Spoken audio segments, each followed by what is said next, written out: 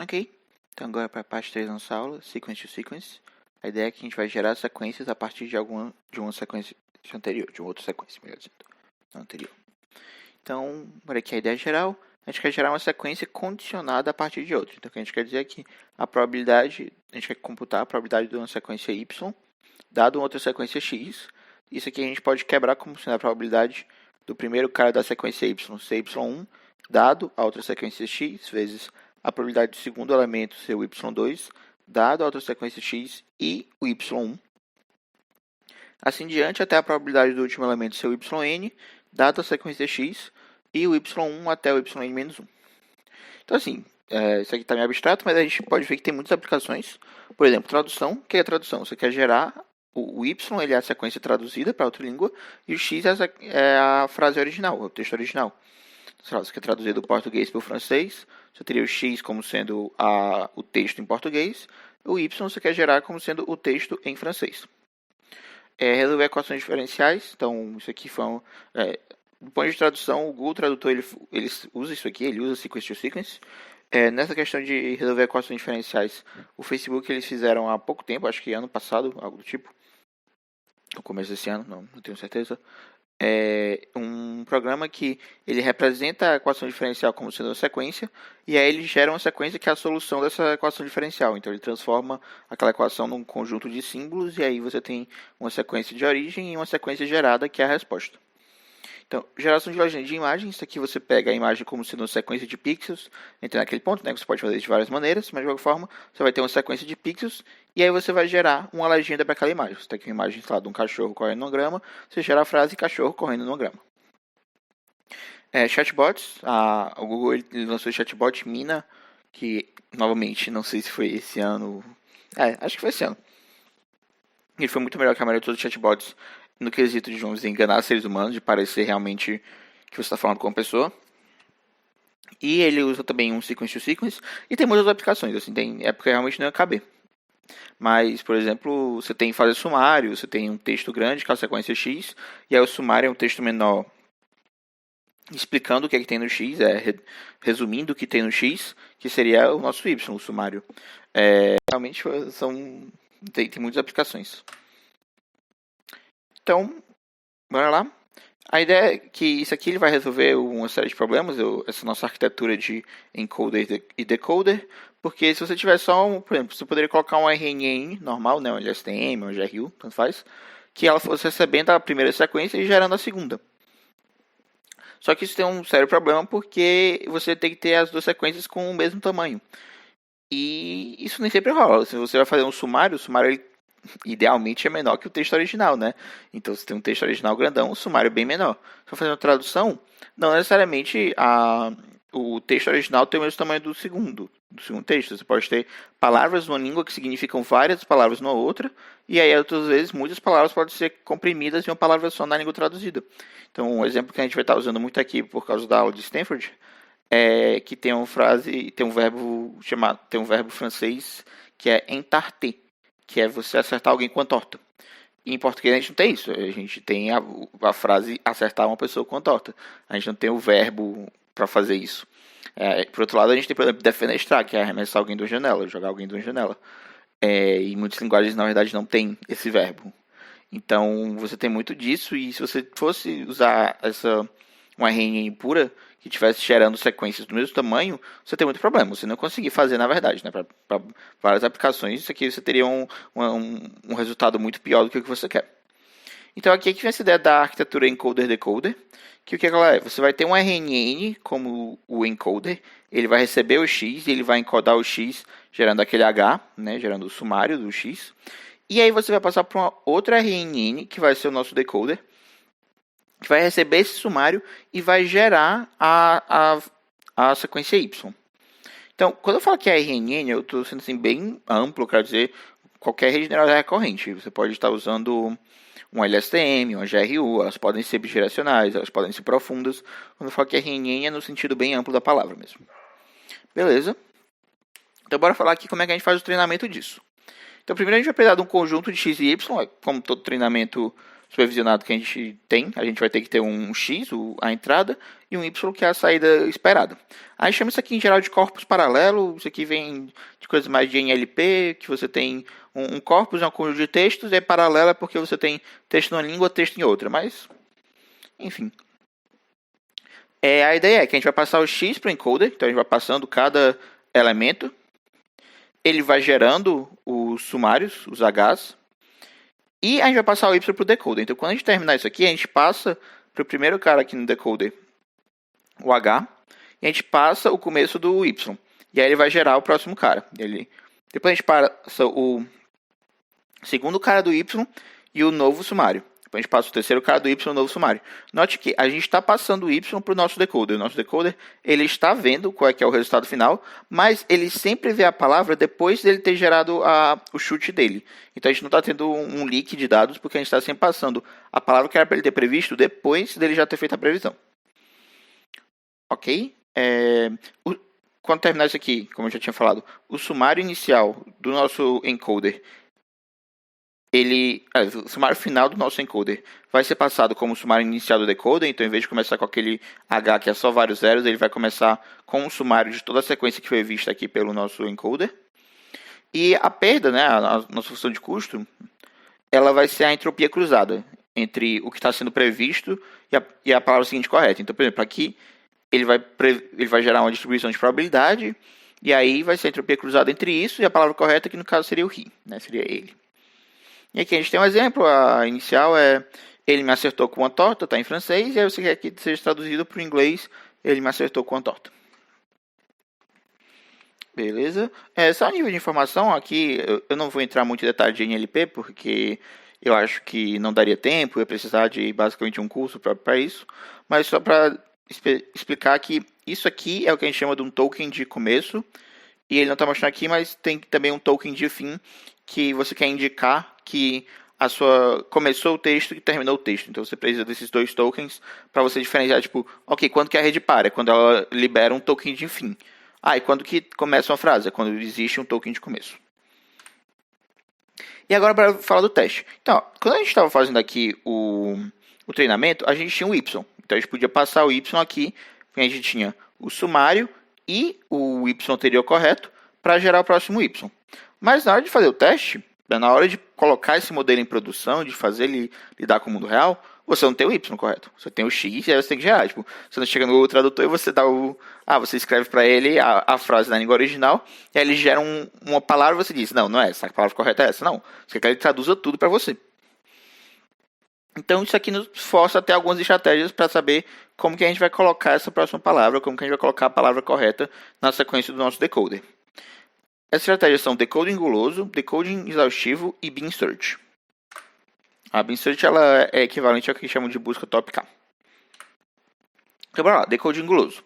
Então, você sempre pega a palavra com uma probabilidade. Você está aqui no decoder, ele vai gerar aqui uma distribuição de probabilidade. Você pega, aqui tem a maior probabilidade, você pega o argmax, e aí você passa para cá. E agora você tem ela, e você usa ela para gerar a próxima, pega o argmax, tal. É super simples de implementar. Você só tem que realmente pegar a saída da rede e aplicar um argmax. E é rápido. Tipo, assim, vai demorar porque é uma rede que você tem que passar vários dados por ela e tal. Então tem um custo disso. Mas é rápido no sentido que você só passa os dados uma vez. Problema, não volta atrás. Então, se ele errar aqui a primeira palavra, aí ele vai passar uma palavra errada para cá, e aí vai vir errado aqui, e aí passa a palavra errada para cá, e aí vai errado aqui, para cá, errado. Então, assim, no momento, também ele pode começar certo, errou uma vez, e a partir daqui ele está passando a palavra errada, e aí, provavelmente, daí para frente vai tudo desandar.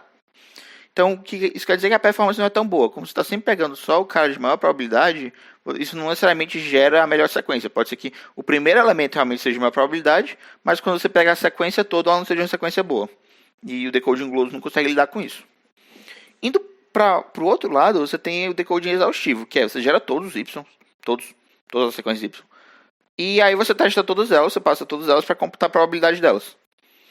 E assim, isso você tem uma garantia de achar a melhor resposta, se você tiver um bom modelo.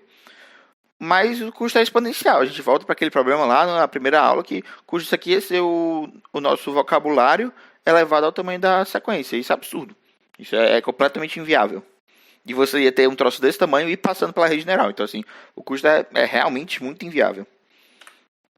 E aqui vem a Beam Search, que a ideia dela é ser o meio termo entre as duas anteriores. Então, a gente escolhe um tamanho de raio, que pode ser um B ou K.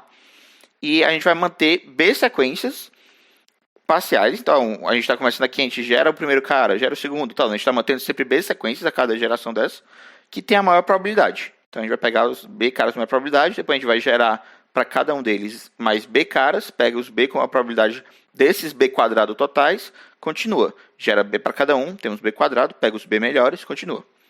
A gente chama essas sequências parciais de hipóteses. Por que é o meio termo? Bem, você vai estar olhando mais... Primeiro você está olhando o número de sequências que nem é só um, nem é todas. Então, isso já indica que é o meio termo. A gente vai ter que ela é bem mais rápida que o decode exaustivo, tanto que a gente consegue usar ela, enquanto o outro é impossível. Porém, ela é mais lenta que o guloso. Você vai ter que... Ela vai tender a ter uma performance muito melhor com o guloso. Sabe, você pegar um B igual a 3, a performance já tende a ser bem melhor.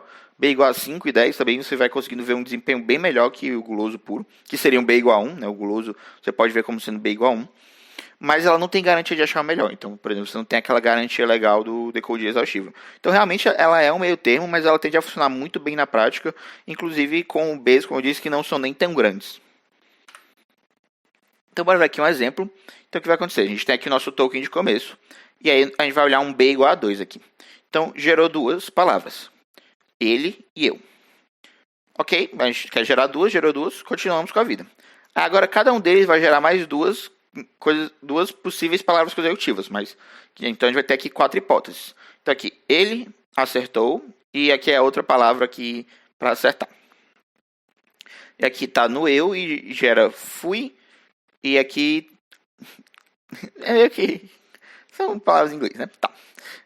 Aí a gente vai pegar as duas de maior probabilidade. Então, aqui, a gente não está olhando para a probabilidade em si, a gente está olhando para o log das probabilidades. Isso é para a gente manter uma estabilidade numérica, porque quando você vai colocando o produto de várias probabilidades, isso vai para zero muito rápido e em pouco tempo o computador acha que tudo é zero e não consegue mais diferenciar.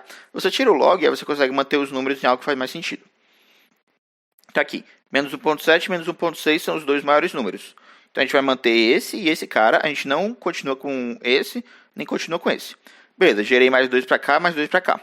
Agora, menos 2.8 e menos 2.5 são maiores que isso, então cortei fora esse lado aqui da árvore, continuo só com esse. Gera 2 para cada.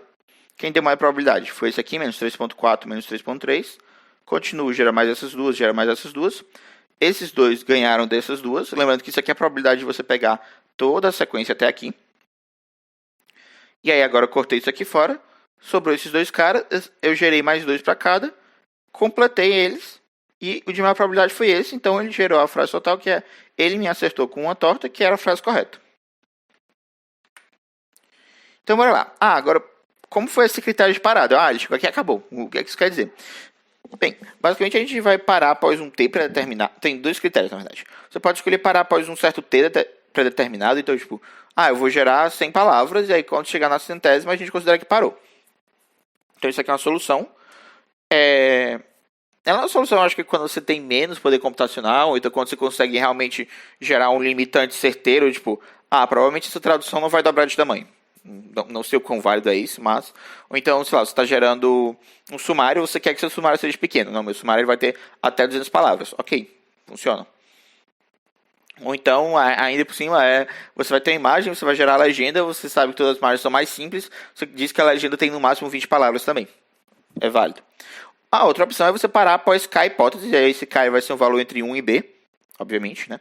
Não faz sentido o K ser maior que B, nem o K ser 0. Estarem completas. Então, vai gerando aqui, tal. Eventualmente, uma das hipóteses vai gerar um token de fim, como eu tinha falado. Aí você considera que essa hipótese está completa, você para de desenvolver ela e você vai desenvolvendo só as outras, agora como se fosse B-1. Você reduz o tamanho do seu raio. Tal. Aí mais uma lança, ok, parei. Aí você tem duas terminadas. Até eventualmente K terminarem, quando essas K terminarem, você para e você pega os resultados. Beleza. Agora vamos à questão da atenção. A aula que vem inteira vai ser sobre atenção e eu vou entrar em bem mais detalhes, eu vou explicar mais como versões diferentes, eu vou explicar como fazer arquiteturas que são basicamente só atenção, sem mais nada. Mas também a atenção é muito útil para a sequência to sequence, aumenta muito o desempenho. E isso vem do fato que a sequence to sequence ela tem um problema, ela tem um gargalo.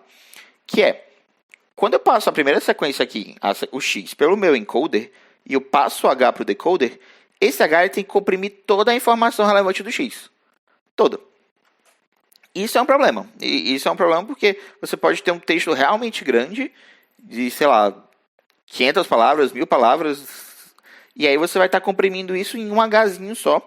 E ok, você pode tentar aumentar a dimensão do H, mas nem sempre isso vai ser o bastante, porque você não tem como...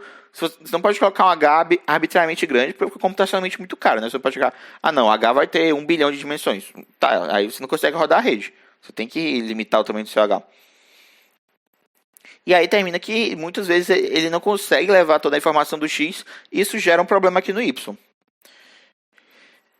Em geral, um dos problemas principais que ocorre é que o sumário ele termina mantendo mais informação das últimas palavras do que das primeiras. Você também pode ver isso aqui como sendo que a gente tem uma rede muito profunda, né?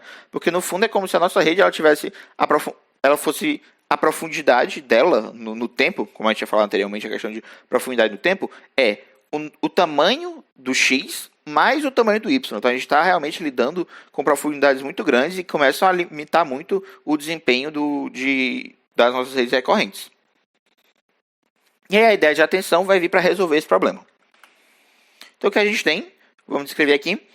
Primeiro a gente vai pegar o H o H atual do meu decoder. Então, primeiro H1, depois que a gente terminar de gerar o primeiro cara, a gente vai pegar o H2 e assim diante, né? A gente vai gerando caras novos, gerando Hs novos e vai usar eles para cada iteração da atenção.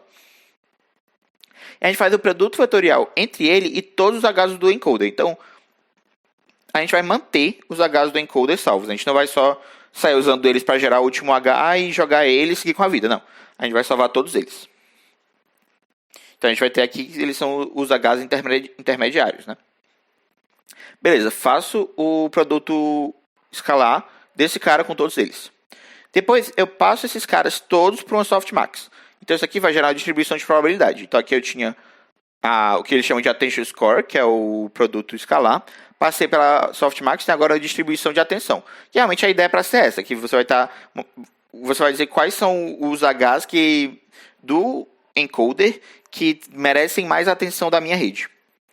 Depois a gente pondera os Hs do encoder, então a gente vai pegar aqui esses Hs e vai ponderar pela distribuição. Então a gente vai multiplicar esse H pela probabilidade gerada aqui, esse H pela probabilidade, esse H pela probabilidade e somar todo mundo. Isso tudo vai gerar um vetor. A gente vai concatenar esse vetor ao sumário. Concatenamos a minha saída da minha atenção com o sumário. E aí segue normalmente. Então, depois disso, sei lá, a gente vai multiplicar por uma matriz, somar um viés, aplicar uma softmax e gerar o próximo token da minha sequence to sequence. Em equações, então bora lá. A gente tem H1 até Hn como sendo sumários do encoder e ST é o tésimo sumário do decoder. Então, primeiro a gente vai computar o attention score, que é o produto escalar entre esse ST e cada um dos Hs. Beleza, então eu gero aqui esse cara, cada um desses caras são um número, e aí a gente tem esse vetor deles.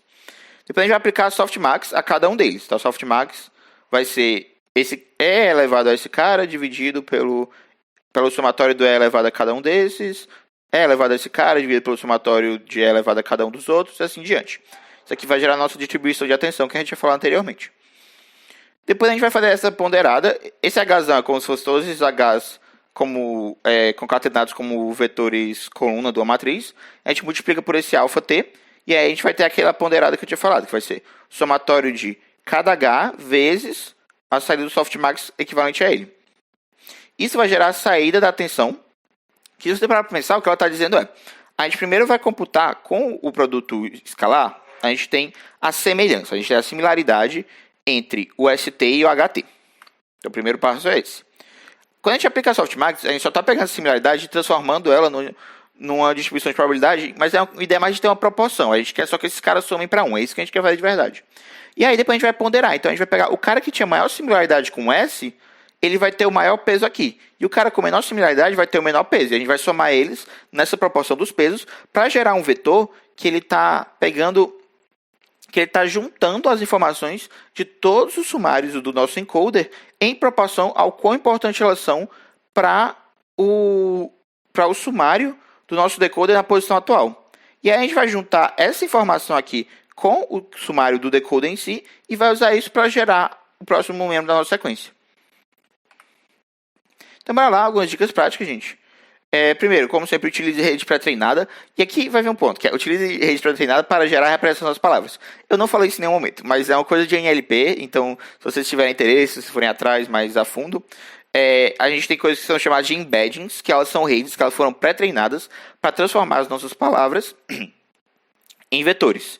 E esses vetores eles terminam tendo, cada dimensão deles representa um pouco a semântica da palavra em certo sentido. Então tem vários, Word2Vec, Glove, Bird, dê uma olhada, se vocês forem lidar com NLP. Aqui, uma dica, essa dica aqui é mais para sequence to sequence e mais para sequence to sequence lidando com texto. Aqui é uma dica para a vida. Use LSTM ou GRU bidirecional. Não usem uma RNN pura, clássica e em uma direção, não. Use GRU ou LSTM porque elas conseguem lidar muito melhor com contextos grandes. E assim, sei lá, um LSTM é 4 vezes mais custoso que uma RNN. Mas você está conseguindo lidar com contexto, sei lá, 10 vezes maior, coisa do tipo. Muito melhor usar um LSTM, gente. E bidirecional também, novamente, a gente vai dobrar o custo, mas geralmente tem um desempenho bem melhor. Inclusive, para texto, a gente tem um desempenho bem melhor por causa daquela questão de que palavras mais para frente, às vezes, terminam influenciando palavras mais atuais. Também, em certo sentido, você já vai ter um pouco de... na direção normal, a última membro da sequência ele vai ter um peso maior no sumário, e na direção contrária, o primeiro membro vai ter um peso maior. Então você termina conseguindo balancear um pouco mais, você consegue manter um pouco mais essa ideia do contexto do contexto de longa escala, né? O contexto mais antigo. Isso aqui que eu tinha falado, usar logs para estabilizar as probabilidades na Bing Search. Se você não fizer isso aqui, todo mundo vai para zero em algum momento, e aí você não vai estar sabendo mais nada e vai estar tudo aleatório. Então use logs para estabilizar numericamente as coisas. Uma coisa também, quando você está na Bing Search e você termina eles, quando eles chegam nos critérios de parada, pode ser que você vai ter vários caras com tamanhos diferentes. E isso é um problema, porque geralmente o cara maior ele vai ter uma probabilidade menor. Só porque você está fazendo produto de probabilidades e todos eles são menores que 1. Então, você vai aumentando mais caras, você vai tender a ter um valor menor. Então, você tira uma média do log. Então, voltamos, a gente está no log, o log transforma aquele produtor de probabilidades num somatório. E aí você tira uma média pelo tamanho, para você lidar com esse problema de tamanhos distintos. E aí, quando você tirar essa média, o cara maior ele vai terminar... Você termina meio que equiparando os valores deles e realmente vai pegar o de maior probabilidade e não ter essa tendência de só pegar o menor.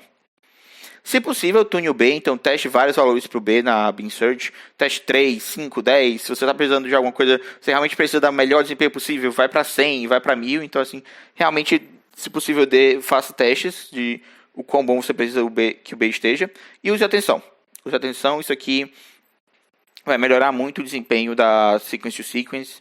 E a gente vai ver também na aula que vem que melhora o desempenho de basicamente tudo. Então, valeu, gente. Deixa feedback nos comentários, por favor. Tem aqui meus contatos. E o template de apresentação é pelo Slides Carnival.